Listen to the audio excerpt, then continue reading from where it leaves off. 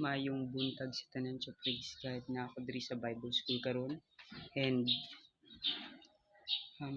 dili lalim as a young pastor, as a servant of God is grabe ang trials, mga struggles nga mong magian diri. And so kita naman mo sa among um, lugar or eskwelahan sa Bible School.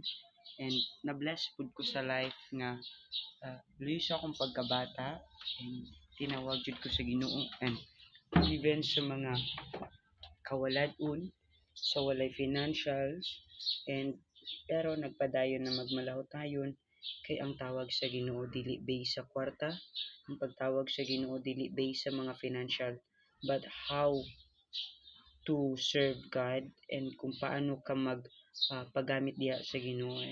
Karang tanang mga butang ihatag ra na sa Ginoo.